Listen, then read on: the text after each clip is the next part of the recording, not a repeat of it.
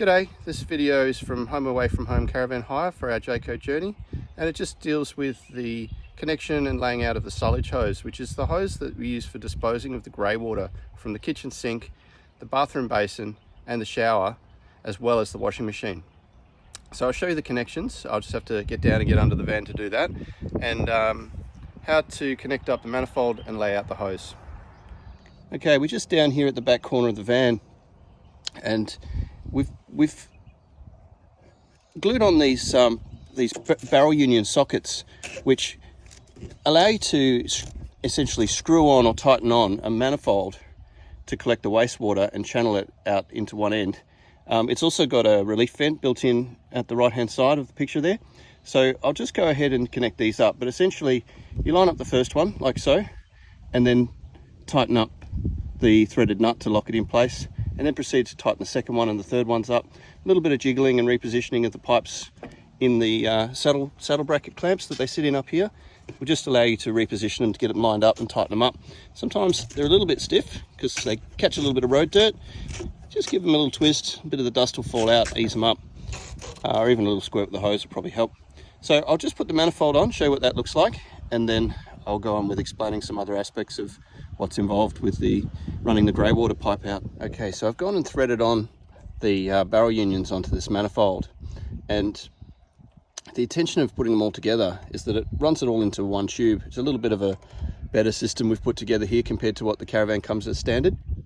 Just involves a little bit of assembly when you go to hook the Sullage hose up.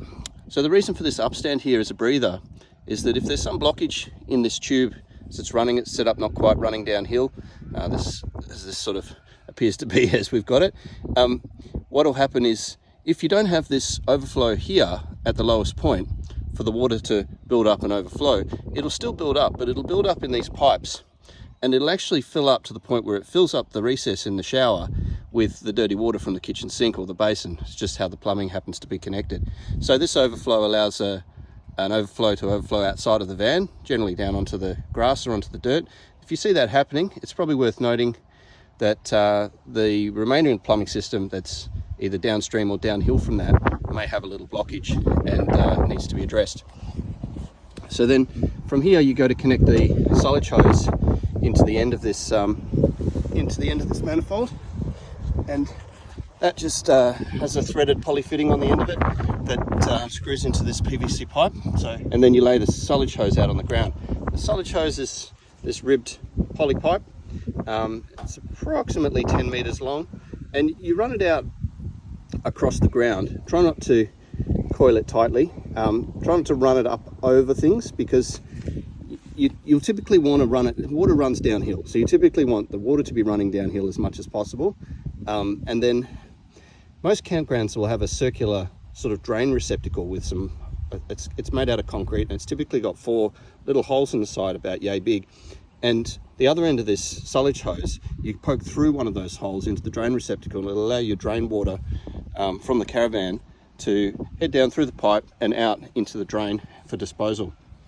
If you're camping off grid, you'll likely just want to run the Sullage hose water away from the campsite. So you could excavate a little trench or a small hole for the Sullage water to disperse into, which will capture it. Alternatively, you could use one of the plastic tubs that we supply in the storage area under the bed to catch the grey water as it sort of comes out of this manifold, without necessarily needing to hook this up.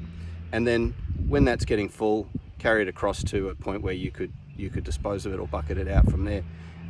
There are some restrictions on disposal of grey water to ground. Typically that's for national parks and some sanctuaries, coastal areas. You'll have to refer to the rules of the specific park you're staying at as to whether or not grey water disposal is allowed. The van doesn't actually have a grey water tank where you can carry your grey water out with you. It has to flow out at the time that it's being used. So that's worth bearing in mind and checking just in respect to the campsites. It's mostly going to be a concern for national parks and conservation areas and that sort of thing. Need any further information, just leave us a comment and I'm happy to come back to you, or shoot us a message or give us a call if you're on hire and we can guide you through it. One further point of note that's worth mentioning is that the Greywater system here is just for the sink, the shower, the basin and the washing machine. It doesn't deal with the waste for the toilet. The waste for the toilet gets collected in the cassette that's in here, and we've got a separate video that deals with the management of the toilet system and the emptying of the cassette. Hopefully you found that helpful. Let us know if you need any further information. Thank you.